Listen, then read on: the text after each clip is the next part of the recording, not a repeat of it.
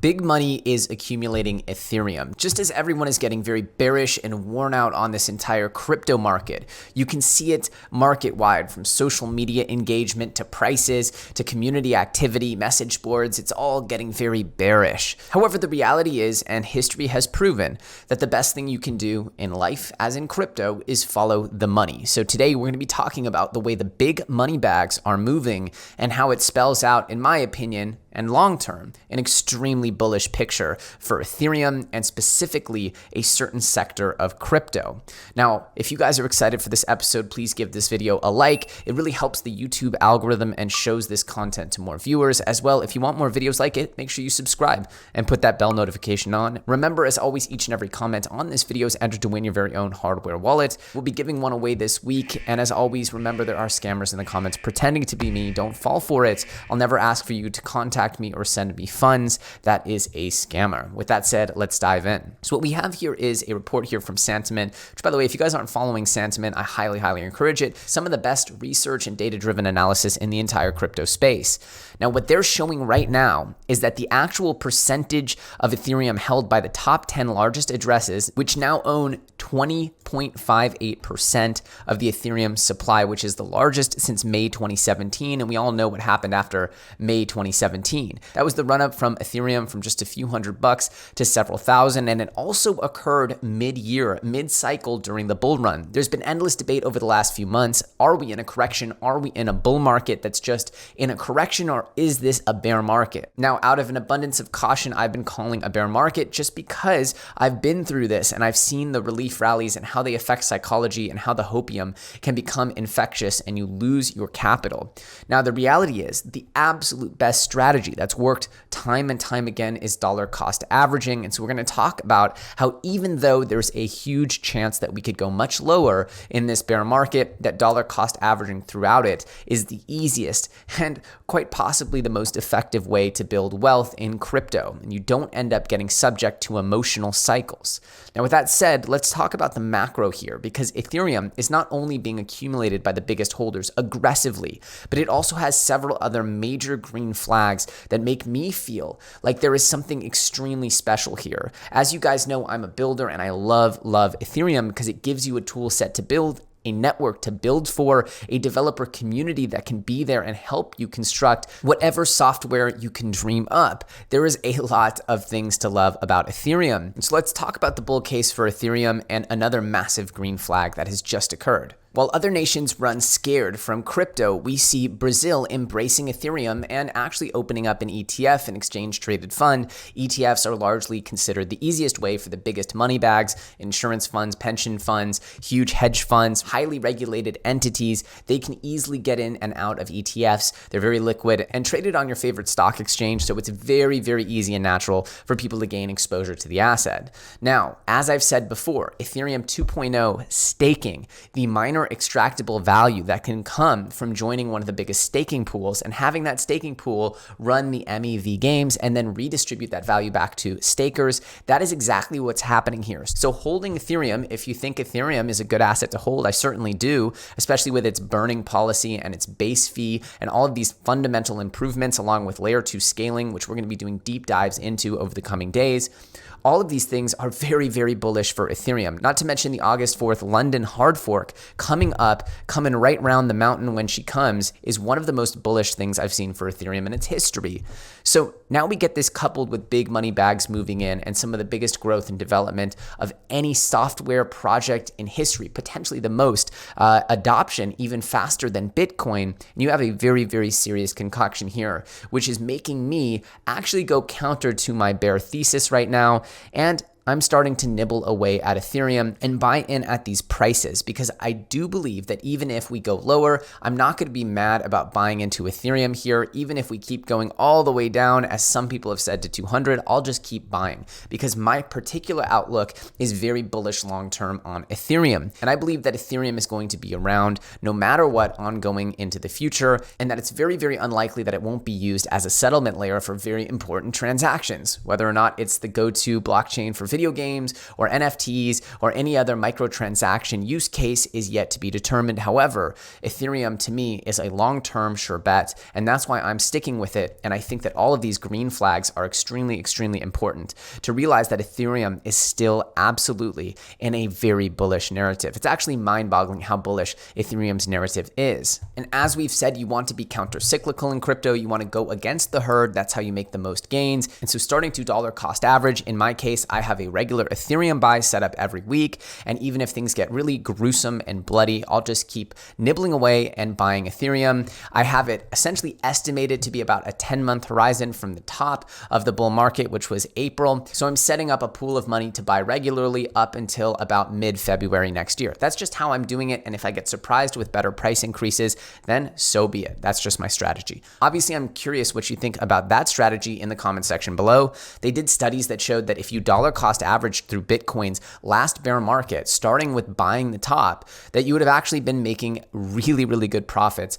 Not even in the peak of the bull market now, but just in 2019 and 2020, you would have been way up. So dollar cost averaging is a very, very powerful tool. And the lower things go, the more you still have the ability to dollar cost average and bring your price down. We also have an insanely bullish green flag here saying that the Fed is still way off from altering its policy and essentially trying to take the economy down a peg. What we've seen with tech stocks and essentially asset prices inflating like crazy, the Fed apparently sees no problem here, business as usual. So we're not going to be seeing these astronomical rate hikes or anything to really change the actual direction of the economy. And apparently he expects for inflation to moderate. We've seen this echoed by Cathie Wood and ARK Invest saying that deflation is the more likely situation. We will have to see, but all we can say is, meanwhile, while everyone's pretending like there's no inflation, we see record numbers of inflation. And this is absolutely adding fuel to the fire for decentralized sound money like Bitcoin. So while the Ethereum narrative strengthens, so too does the Bitcoin narrative,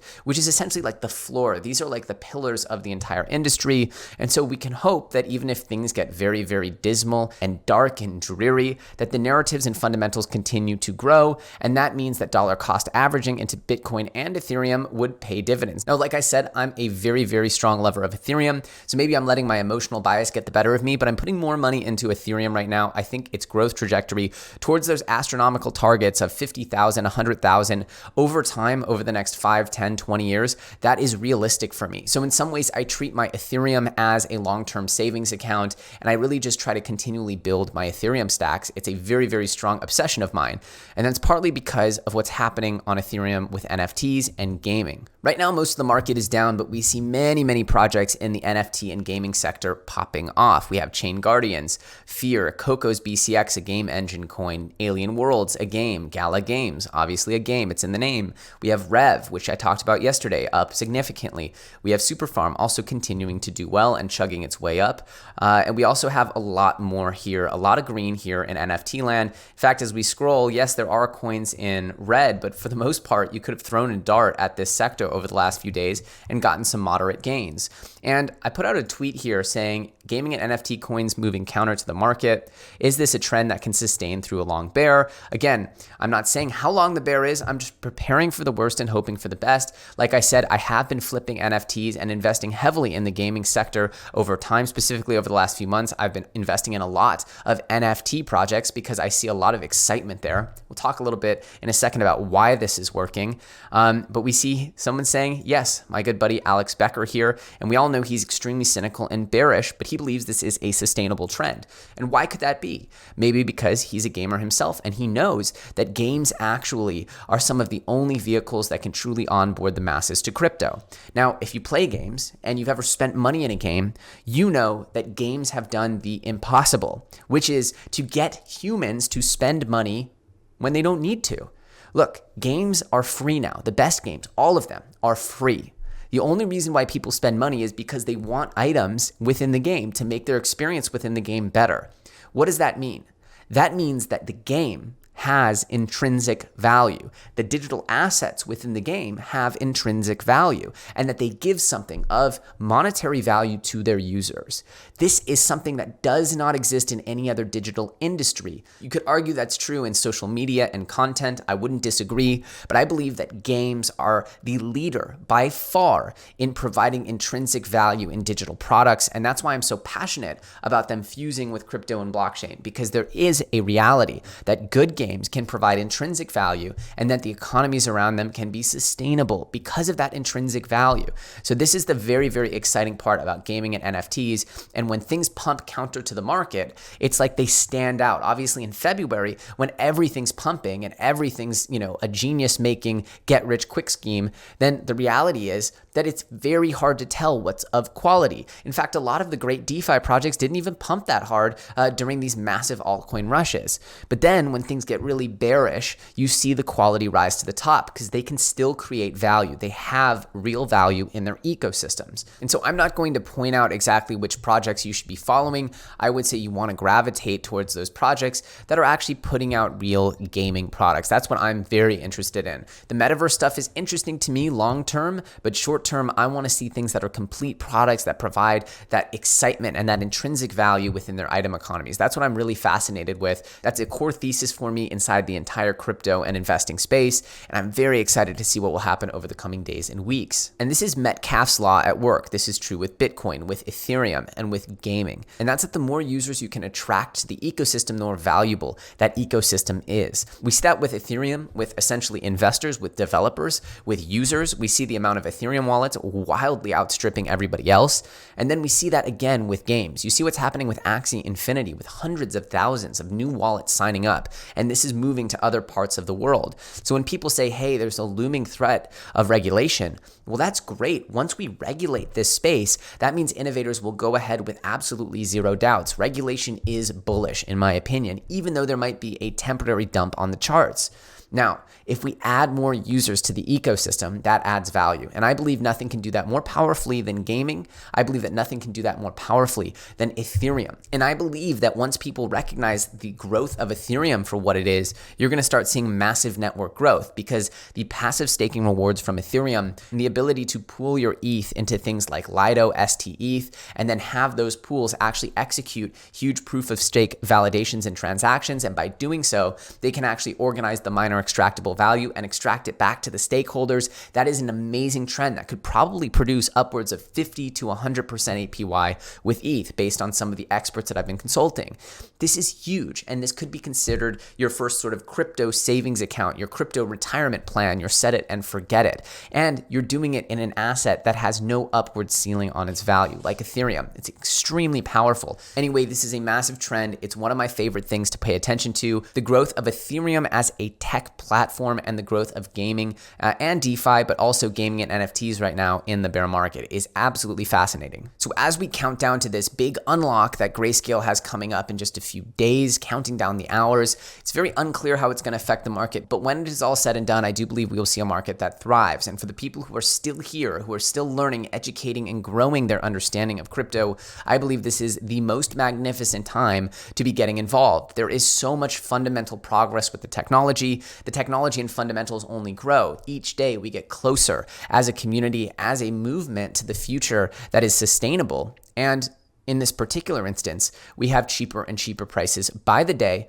not in the gaming and NFT sector, but market-wide, in DeFi, in L1s, in Bitcoin, in Ethereum. There's a lot of deals on the table, and as they get bloodier and bloodier, the opportunity to get in at reasonable prices or undervalued prices is really there. And that's why we stay so focused on this, because it's not just about the ethos of decentralization. It's not just about the potential for a truer and fairer world. It's not just about the potential for products that actually share the value of their ecosystems with their users. It's about the potential for growing with this movement in a once once in a generation, once in a lifetime, potentially once ever transition from a monetary supply, a monetary policy that's controlled by the few to monetary policy and supply that's controlled by the many. It's a very interesting transition that we are enduring as a species together.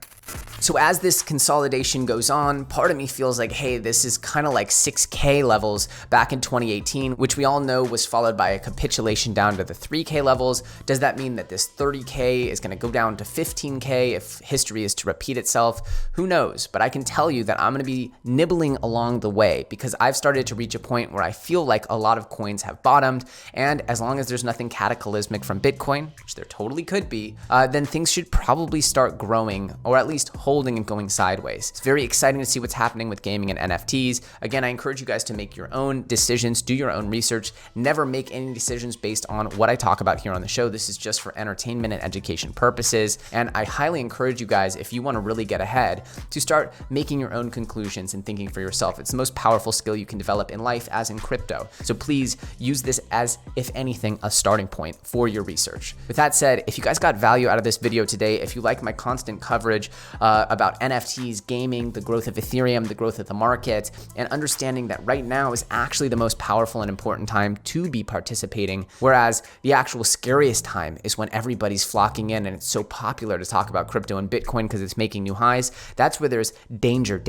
Whereas right now, the more dreary and dark and desolate crypto gets, the more likely it is to go up. At least that's what history has proven. So do with that information what you will. Please give this video a like. It's a free and easy way to support the channel, and it really helps this video get into the good graces of the YouTube algorithm. With that said, my name's Elio Trades. You can find me on Twitter at Elio Trades. The link for that is in the description. If you want more videos like this, I highly encourage you to subscribe and put that bell notification on. It's good for your health. Once again, my name's Elio Trades. I thank you guys so much for watching, and I'll see you very soon on the next episode.